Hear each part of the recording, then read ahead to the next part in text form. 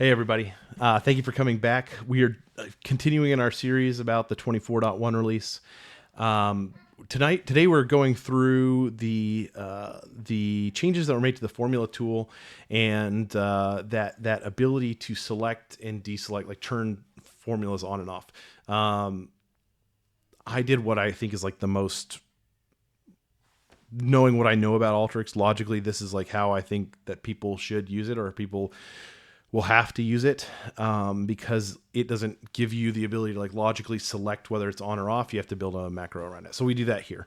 I'd love to create a conversation around other ways to use it, because that's what I'm thinking of. And sometimes I think that I get into this like developer mode and I'm just immediately going for a solution, and I kind of forget to just like step away and think about how folks that don't think like me think about this tool. So I'd love to know how other folks would want to use this, and very excited that you're all here. My name's Trayson Marks, Alteryx Ace. Very excited to see you at Inspire. Reach out to me, Trayson@demarconsultinggroup.com. I'll have my email in the selection here, or find me on LinkedIn, Trayson Marks, linkedin.com/dynamic input. I'll have that in the little bit below too. So it's going to be good. Enjoy.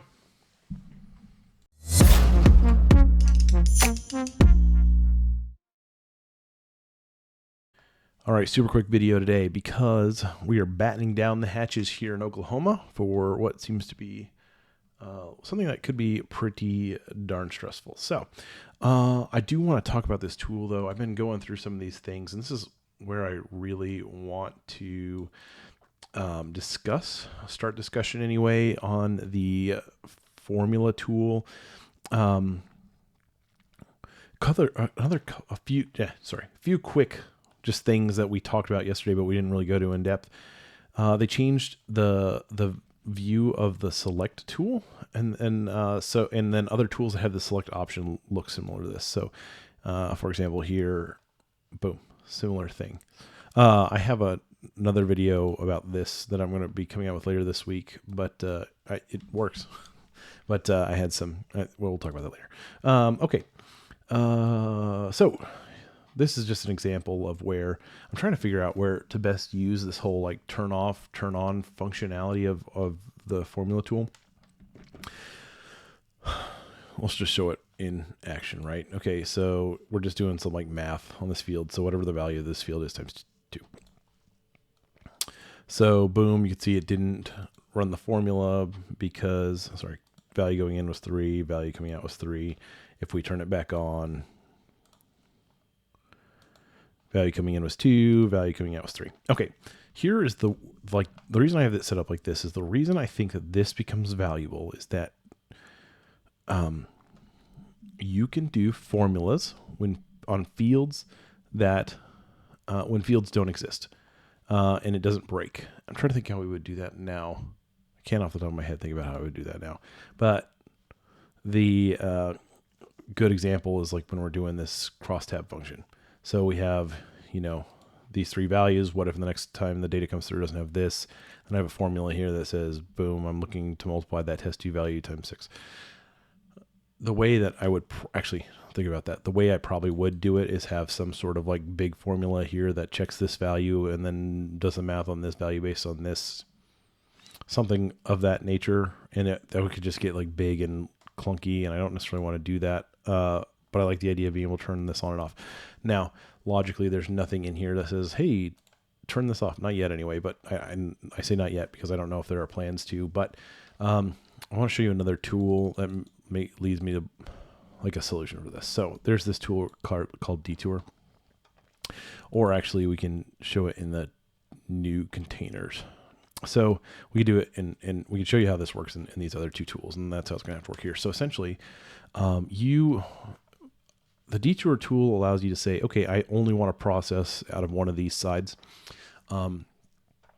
Problem being that like this is the only button. There's nothing logically that says which side are we going to process out of. So you have to wrap this in a batch macro and then select or deselect this. Similar, if something's in a tool container, you have to turn this switch on and off with updating the XML. Now, let me show you a little bit about that. With batch macros, 2 ways to do Batch macros are really cool because you can either do, the whole run the workflow for once for every parameter that you send through, or you can use it to update the XML. Now, all of these tools have XML bases behind them. And so what you can do is go actually into this XML and then you would change this disabled switch to true. So for example, if I switch that, I click here,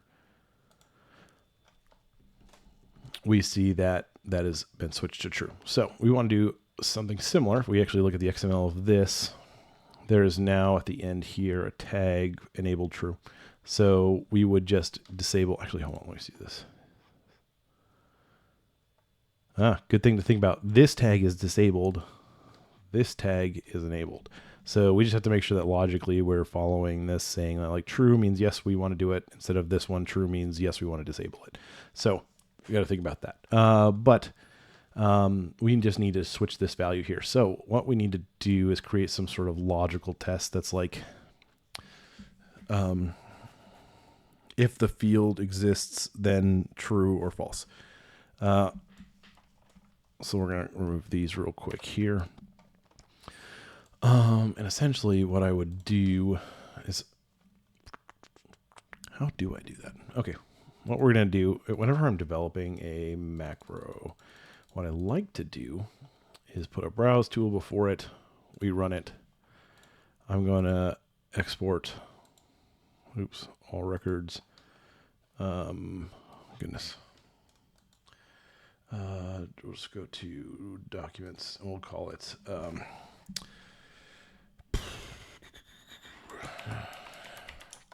formula. Call it dynamic formula input.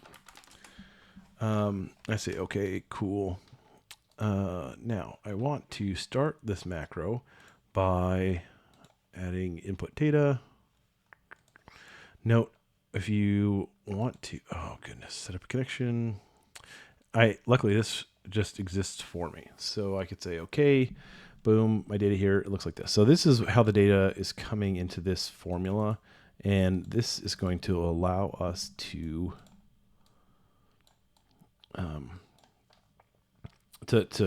give an example of like what this would look like in real time. Okay, eventually, right, we're going to change this. We're going to convert this to a macro input. So that's what's going to happen there. And then we're going to have something that enables and disables this, which will probably be some sort of control parameter. I'm trying to think about that. How do we want to do? No, good. No, it'd have to be. Sorry, problems with this is that essentially what we don't want.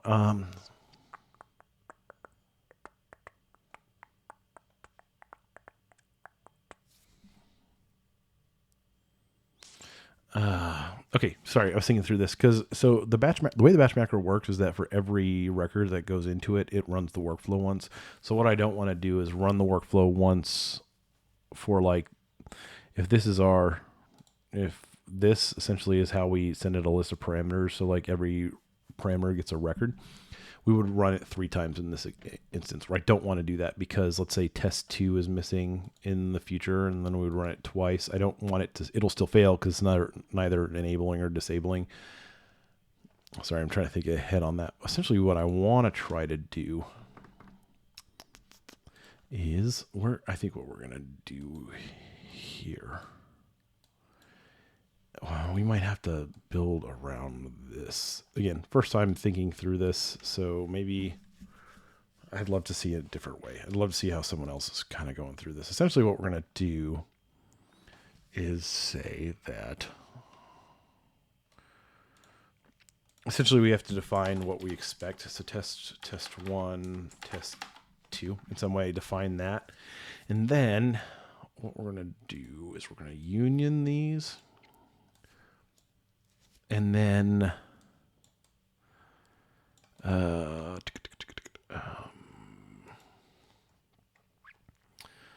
going to union these, and then somehow we're going to say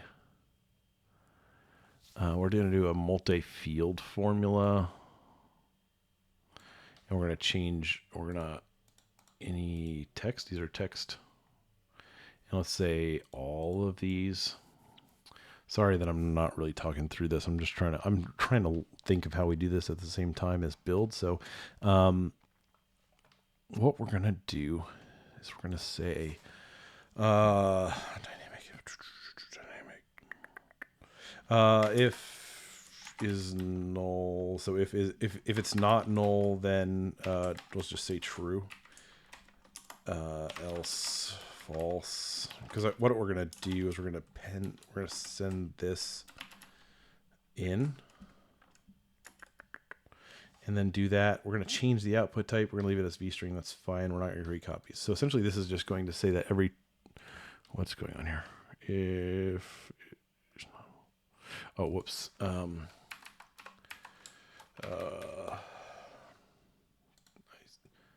Current field, then true. Okay, sorry about that. That's what I get for trying to think through. Okay, so essentially what we've got is this value, and if like just for example, if I was to say we're gonna add select records in here just to so that just shows us the first two. Is that how that works? I think. Yeah. So there you go. So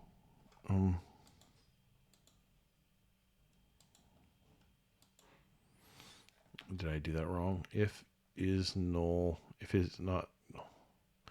Oh, whoops.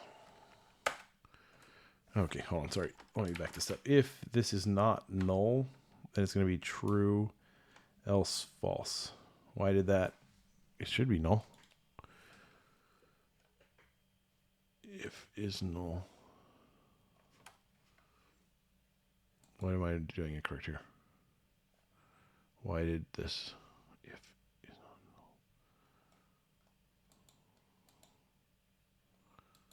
True, else false.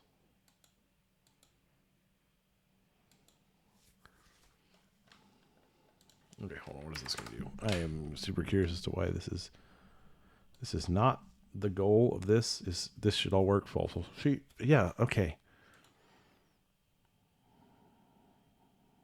It's null. It's clearly null. If is null, current field, then true. Else false. Oh, because I've got single quotes around it. Okay, goodness. Because that was saying that current field, the value in between those. Okay.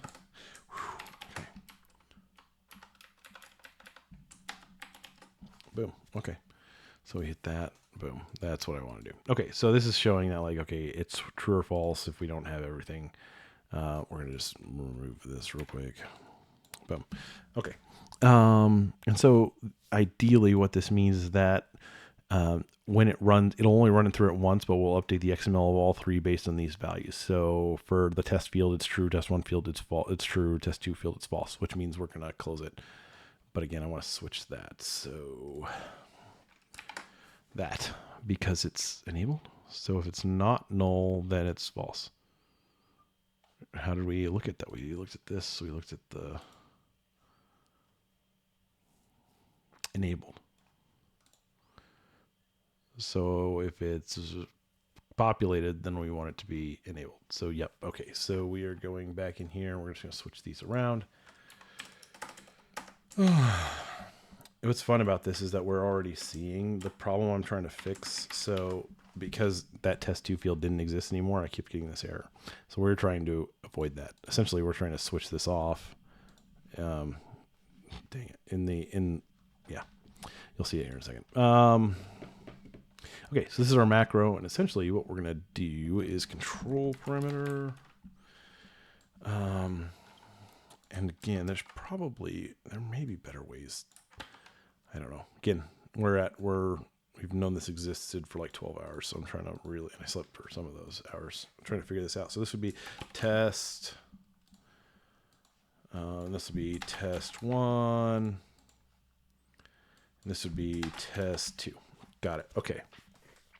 So this is going to switch the value of formula field test to enabled equals true. And then this one is going to update the field value of this to is formula value equals true. And this is going to update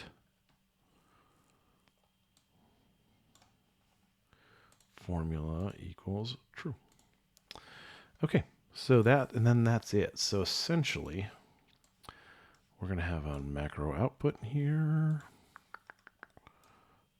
Okay, got to speed through this, and then we'll call this, so we'll just, this is, goodness. I'll just put it back in documents. We'll call this dynamic formula. Dynamic formula. All right, cool. So that's that. When we go back in here and we insert our macro dynamic formula, and then we move this this one here, and then the data goes through here. And then we just need to make sure we set up all of our, yep, that lines up. And then so we run this. All of our math checks out. Now, theoretically, if I remove this, everything should be fine. Oh, unknown variable test. Oh, yeah, it got my error here. Haha. Okay, so it worked. Yeah, so that worked exactly how I, so perfect. I'm glad I kept this. So the example being that now that I've set this up, the formula tool always works. Because like in this example where there's only two, this one's going to run, this one's going to be enabled, this one's going to be enabled, this one's going to be disabled. This here doesn't have any dynamic. Now, again, if I switch this, boom, works fine. What's this? There's a, oh, this, which we would ignore this. So anyway, cool. Like it. Love it. I want some more of it. This is good. Thank you for this update. More to come. What other cool things? Is there anything cool we want to talk about? Nope. I think we're good for today. Sorry. Again, it's going to storm. I need to batten down the hatches, but I did want to make sure I made a video for you. We're us Oklahoma residents. Even if it's a very dangerous one, I'm still going to be out staring at it.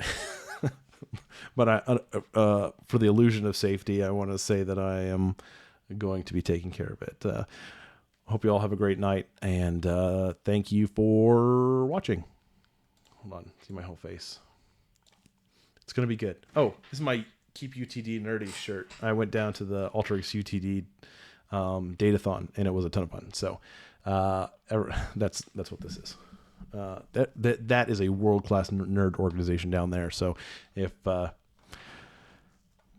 I don't know, if you're thinking about going to school or your kids are thinking about doing analytics stuff, I'd check that program out. They actually have like the largest analytics program in the country.